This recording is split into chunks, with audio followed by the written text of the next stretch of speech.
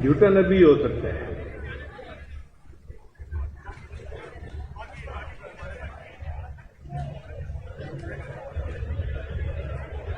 اللہ تعالیٰ قرآن میں ارشاد فرماتے ہیں اے ایمان والو لا تتخذوا الکافرین اولیاء من دون المؤمنین، تم ایمان والوں کی بجائے کافروں کو دوست مت بناؤ. تو مومن کو چاہیے کہ کافروں کے ساتھ کاروباری تعلق تو رکھ سکتا ہے، شریعت اجازت دیتی ہے، لیکن دلی محبت صرف ایمان والوں کے ساتھ ہونی چاہیے.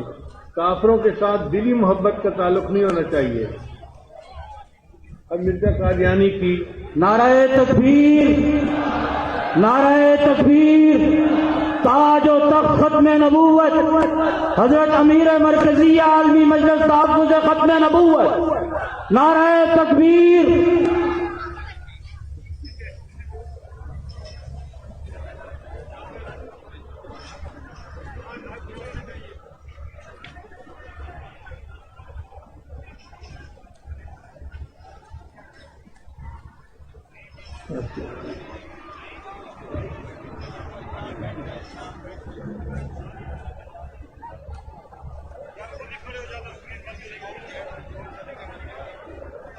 مرزا قادیانی کی یہ تحریر آپ ذرا غور سے سنیے گا. لکھتا ہے کہ یہ مسئلہ تحقیق شدہ ہے کہ دل کو دل سے راہ ہوتی ہے، اس لیے مجھے چاہیے کہ میں اپنی زبان سے اس بات کو ظاہر کروں کہ میں آپ سے دلی محبت کرتا ہوں. یہ ملکہ برطانیہ کو لکھ رہا ہے، اور میرے دل میں خاص طور پر آپ کی محبت اور عظمت ہے. جو کافروں کو اپنا دوست بناتا ہو اس کے جھوٹے ہونے کے لیے اس سے بڑی اور کیا دلیل ہو سکتی ہے. یہ باتیں ہم اپنی طرف سے نہیں کر رہے، مرزا کی کتابوں کی تحریریں ہیں جو میں آپ کے سامنے پڑھ کے سنا رہا ہوں. چنانچہ ایک اشتہار میں مرزا نے لکھا میں نے 20 کتابیں عربی، فارسی اور اردو میں اس غرض سے تالیف کی ہیں کہ اس گورنمنٹ محسنہ سے ہرگز جہاد درست نہیں، بچے سچے دل سے اطاعت کرنا ہر ایک مسلمان کا فرض ہے. دیکھا انگریز کا مقصد پورا ہو گیا نا کہ لوگوں کو حکومت برطانیہ کی اطاعت پہ تیار کرو اور جہاد کو حرام قرار دو.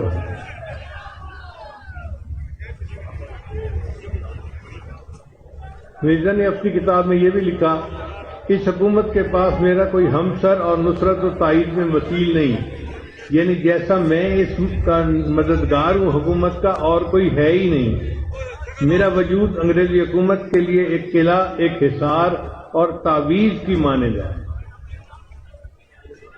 اللہ تعالی ہمیں اس جھوٹ سے بچنے کی توفیق عطا فرمائے، اور اس فتنے سے امت کو اللہ تعالی محفوظ فرمائے.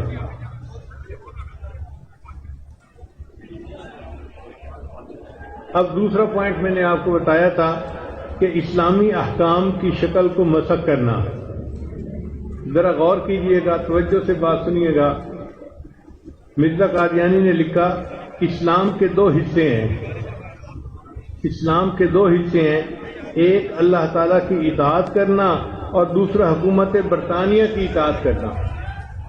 یہ بہت عام فہم سی بات ہے، آپ بھی سمجھتے ہوں گے کہ یہ کیسی بات اس نے کر دی کہ اسلام کے 2 حصے ہیں، ایک اللہ تعالیٰ کی اطاعت کرنا اور دوسرا حکومت برطانیہ کی اطاعت کرنا.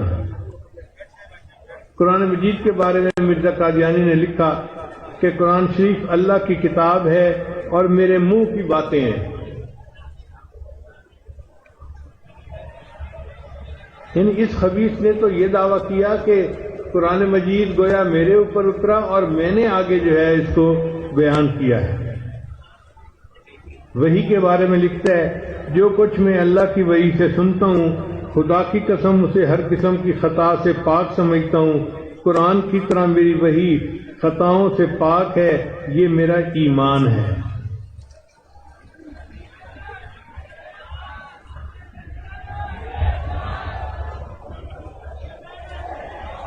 حج کے بارے میں لکھتے ہیں، ذرا غور کیجئے گا. لوگ معمولی اور نفلی طور پر حج کرنے کو بھی جاتے ہیں، مگر اس جگہ یعنی قادیان آنا نفلی حج سے ثواب میں زیادہ ہے اور غافل رہنے میں نقصان اور خطرہ، کیونکہ یہ سلسلہ آسمانی ہے، حکم ربانی ہے۔ نعرہ تکبیر، تاج و تخت ختم نبوت۔ آپ حضرات توجہ اور دھیان سے سنیں، شور نہ کریں، مہربانی ہوگی۔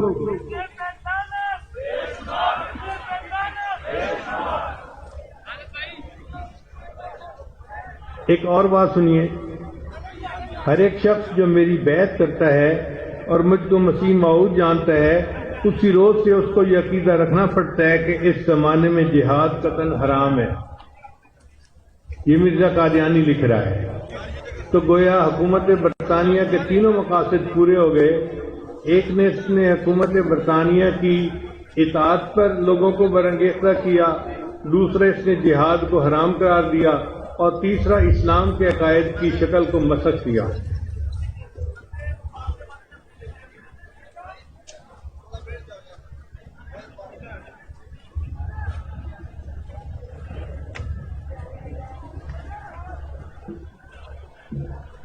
اب میں آخری بات کرتا ہوں، بات کو مجھے سمیٹنا ہے کہ مرزا قادیانی نے دعوے کیا کیے۔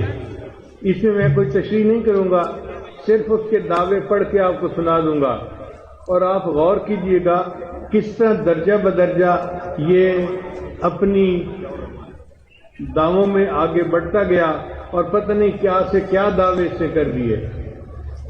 پہلا دعویٰ، میں سور مار ہوں۔ دوسرا، میں امین الملک جے سنگھ بہادر ہوں۔ یعنی اس نے سکھوں کا نام لیا، ہندوؤں کا نام لیا، اور دیکھا کہ لوگوں کا ریئیکشن کیا ہوتا ہے، پھر اس کے بعد اگلا قدم اٹھاؤں گا۔ پھر اس نے لکھا اپنے روحانی خزائن میں کہ میں کرشچن ہوں۔ پھر لکھا کہ میں آریوں کا بادشاہ ہوں۔ پھر اس نے لکھا میں گورنمنٹ برطانیہ کا تعویذ ہوں۔ جب یہ سارے دعوے اس نے کر لیے، اب اس کو جرأت ہوئی آگے قدم بڑھانے کی۔ لکھتا ہے کہ میں خاتم الاولیاء ہوں۔ پھر لکھتا ہے کہ میں مجدد ہوں، مہدی ہوں اور مسیح ہوں۔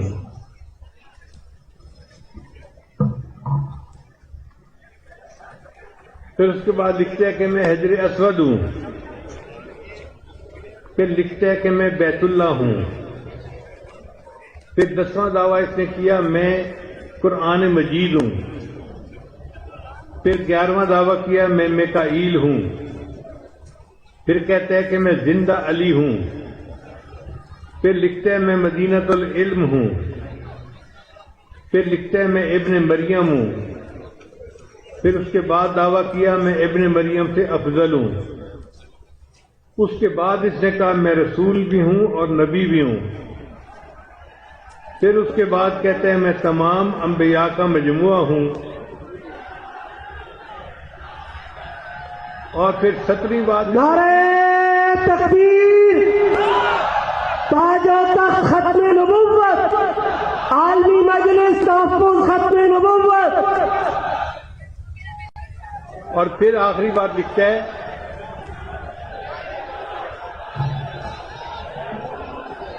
کہ میں رحمت للعالمین ہوں۔ مجمع والوں سے گزارش ہے،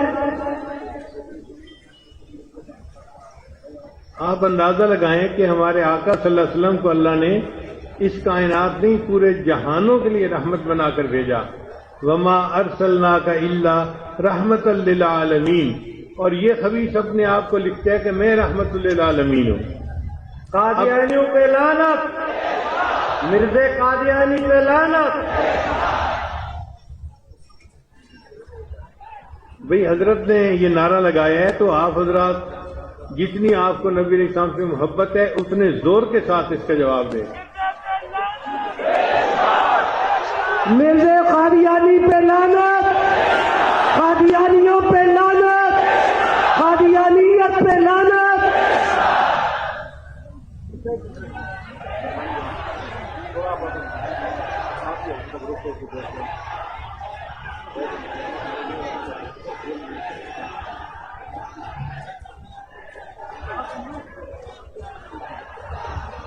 توجہ فرمائیے. پھر اگلا دعویٰ یہ کرتا ہے میں عرش خدا ہوں. پھر ایک دعویٰ کرتا ہے میں خدا کی بیوی ہوں. پھر دعویٰ کرتا ہے میں زندہ کرنے والا اور مارنے والا ہوں. پھر دعویٰ کرتا ہے میں مالک کن فیکون ہوں. پھر 22واں دعویٰ یہ کرتا ہے کہ میں نطفہ خدا ہوں. اور 23واں دعویٰ یہ کرتا ہے کہ میں خود خدا ہوں. اور 24واں دعویٰ اس کا سنیے، وہ لکھتا ہے کہ میں گویا خدا کا باپ ہوں. اب آپ اندازہ لگائیں کہ جو ایسا خبیث انسان ہو وہ تو ولی کہلانے کے قابل نہیں، نبوت تو بہت اونچا مقام ہے. اس لیے یہ انگریز کا لگایا ہوا پودا ایک فتنہ ہے. اور اللہ تعالی ہمیں اور ہمارے باقی سب مسلمانوں کو، پاکستانیوں کو اس فتنے سے بچنے کی توفیق عطا فرمائے. لکھتے ہیں کہ مجھے مختلف زبانوں میں وحی آتی تھی. ایک دفعہ مجھے خیال آیا زمانے طالب علمی میں کہ میں اس کی کتاب پڑھوں تو صحیح کہ اس پر وحی آتی کیا تھی. اردو میں بھی وحی آئی، پنجابی میں بھی آئی، پشتو میں بھی آئی، سنسکرت میں بھی آئی، انگریزی میں بھی آئی. اور لکھتا ہے ایک ایسی زبان میں وحی آئی جس کو میں بھی نہیں سمجھتا. کتنی مزہ خیز بات ہے بھئی. اگر آپ ہی وحی کو نہیں سمجھتے تو اپنی امت کو کیا سمجھاؤ گے؟ تو میں نے انگریزی کی اس کی وحی پڑھی. اس میں ایک وحی اس پر اتری، گو ٹو ضلع پشاور. کم وقت تو یہ پتہ نہیں تھا کہ ضلع کو انگریزی میں ڈسٹرکٹ کہتے ہیں، اس کو ضلع کا ہی پتا تھا. تو کہتے ہیں کہ وہی اتری، گو ٹو ضلع پشاور. چنانچہ اس زمانے میں علماء نے اس کا خوب تعاقب کیا، جن میں حضرت مولانا ثناء اللہ امرتسری رحمۃ اللہ علیہ اور باقی کئی حضرات تھے. ایک مرتبہ اس وقت کی جو شبان ختم نبوت تھی، ایک نوجوان لاٹھی لے کے مرزے کے دروازے پر پہنچ گیا. اس کو دل کے اندر بڑا درد تھا کہ اس نے ہمارے آقا صلی اللہ علیہ وسلم کی ختم نبوت پہ یہ نقب کیوں لگا ہے. چنانچہ اس نے کنڈی کھٹکھٹائی، دروازہ کھٹایا. بیوی نے آ کے کہا کہ ایک لڑکا اتنا ہنگامہ کر رہا ہے اور باہر لوگ جمع ہو گئے ہیں محلے والے، آپ باہر نکلیں اور ان سے جا کر بات کریں. کہتے ہیں میں باہر نہیں نکل سکتا. بیوی نے پوچھا کیوں؟ کہنے لگا ابھی ابھی میرے اوپر وحی اتری آئی ہے، یا ایھا النبی اندر ہی رہیو. اب آپ بتائیں کہ یہ ایک جھوٹا نہیں نبی نہیں تھا تو اور کیا تھا؟ اللہ تعالیٰ ہمیں اس کے دجل اور فریب سے بچنے کی توفیق عطا فرمائے، اور اللہ تعالیٰ ختم نبوت کے اس اتنے بڑے اجتماع کو شرف قبولیت عطا فرمائے اور قیامت کے دن اس کو ہمارے لیے بخشش کا ذریعہ بنائے. وآخر دعوانا ان الحمد للہ رب العالمین. اب آپ کے سامنے حضور اقدس صلی اللہ علیہ وسلم کے حضور نذرانہ عقیدت پیش